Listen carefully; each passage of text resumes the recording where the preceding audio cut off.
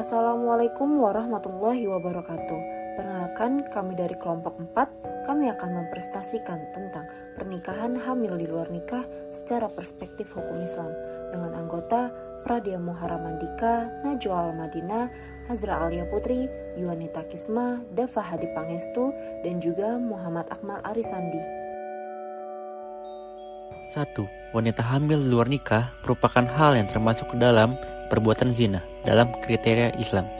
Kedua, salah satu penyebab kehamilan di luar nikah bermula dari hubungan antara laki-laki dan perempuan yang disebut dengan istilah pacaran. Ketiga, pacaran merupakan sebuah hubungan antara laki-laki dan perempuan yang melakukan aktivitas bersama-sama dengan tujuan untuk mengenal satu sama lain. Pada masa kini, telah terjadi pergeseran dalam perilaku orang berpacaran. Salah satu penyebabnya karena adanya orientasi berpacaran yang berputaran pada keinginan melakukan aktivitas seksual, bukan untuk memperlihatkan tujuan keseriusan pada tahap yang lebih tinggi, yaitu tahap pernikahan. Diungkapkan oleh Harmadi dan Diana, fenomena saat ini adalah adanya perilaku seksual yang bermasalah, bahkan mengarah pada terjadinya kekerasan seksual pada pacaran. Pergaulan bebas berdampak pada hubungan seks bebas di kalangan remaja, di mana awalnya hanya mencoba-coba. Akibat dari perilaku coba-coba tersebut menyebabkan kemungkinan hal-hal yang akan dilakukan adalah pernikahan dalam keadaan hamil atau bahkan sampai melakukan aborsi. Selain itu, penyebab terjadinya perzinahan atau kehamilan di luar pernikahan yang sah adalah ketidaksetujuan keluarga terhadap upaya anak-anaknya untuk melangsungkan pernikahan. Kondisi ini menyebabkan adanya dorongan dari keduanya untuk berpikir melakukan kegiatan seksual terlebih dahulu, sehingga menyebabkan kehamilan yang bisa mempermudah proses pernikahan. Mereka berpikir keluarganya pasti akan memberikan persetujuan. Pernikahan wanita hamil di luar nikah biasanya dinamakan perkawinan akibat perzinahan. Berikut terdapat beberapa hal yang mendorong terjadinya perkawinan wanita hamil di luar nikah. Di antaranya, yang pertama, laki-laki harus bertanggung jawab dengan perbuatan yang dilakukannya karena telah menghamili wanita tersebut, walaupun pada awalnya mereka tidak menginginkan kehamilan itu terjadi. Lalu yang kedua, untuk menutupi rasa malu karena merupakan aib bagi keluarga, khususnya keluarga perempuan.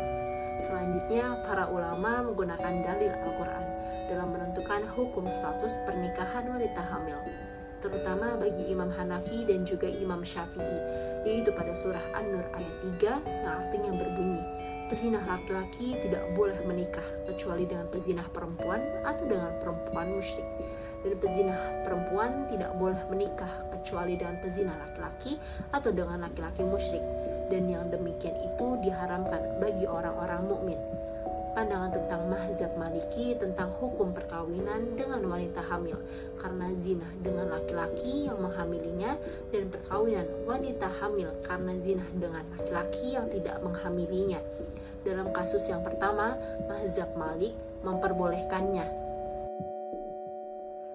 Dalam persoalan status anak tersebut dijelaskan dalam ayat Al-Quran surah At-Talaq ayat 4 yang berbunyi, dan perempuan-perempuan yang tidak haid lagi atau menopause di antara perempuan-perempuanmu, jika kamu ragu-ragu tentang masa idahnya, maka masa idah mereka adalah 3 bulan.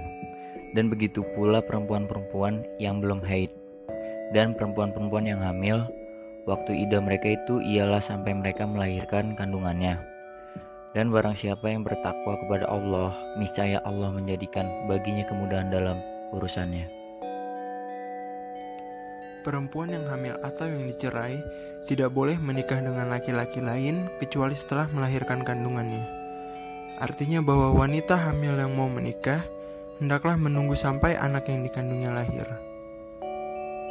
Kedudukan pernikahan hamil di luar nikah wujudnya hanya dijadikan sebagai solusi yang tidak dibenarkan syariat, yang kini dikenal sebagai MBA, Married by Accident. Dalam hukum, secara lahir adalah tidak sah, sedangkan secara batin adalah melegalkan perzinahan. Kasus perkawinan hamil di luar nikah secara khusus diatur dalam pasal 53 KHI. Pasal 53 KHI tidak memberikan sanksi atau hukuman bagi pezina, melainkan justru memberi solusi kepada seseorang yang hamil akibat perzinahan untuk melakukan pernikahan. Dalam ajaran fikih telah dijelaskan perihal hukuman terhadap pelaku zina, yakni hukuman rajam. Mengenai status anak luar nikah, para ulama sepakat bahwa anak hasil hubungan zina atau anak luar nikah hanya memiliki hubungan nasab dengan ibunya. Nasab merupakan suatu hubungan kekeluargaan berdasarkan kesatuan darah atau orang-orang yang memiliki pertalian darah.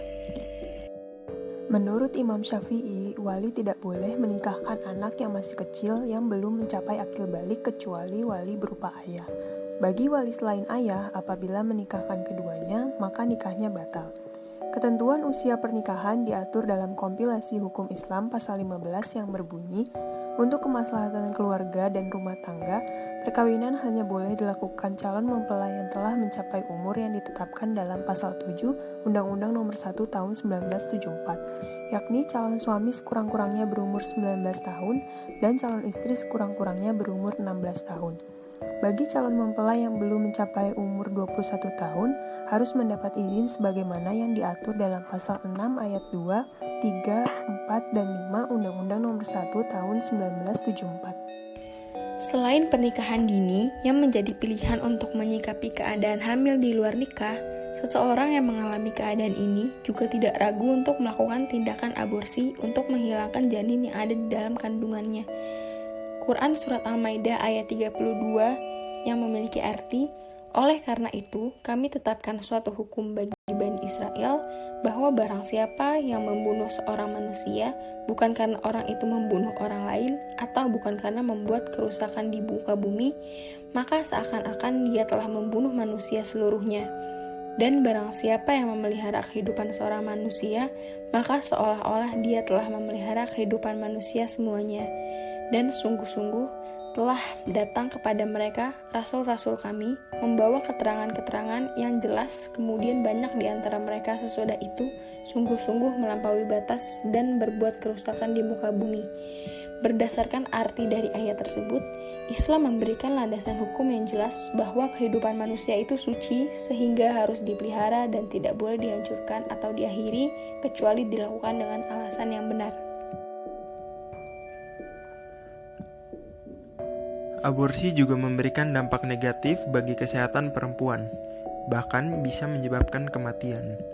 Adapun dampak yang ditimbulkan dari tindakan aborsi adalah: yang pertama, pendarahan yang terus-menerus; yang kedua, infeksi alat reproduksi bahkan bisa merusak rahim; yang ketiga, bisa menyebabkan traumatis baik fisik maupun mental; dan yang terakhir, infeksi peradangan panggul.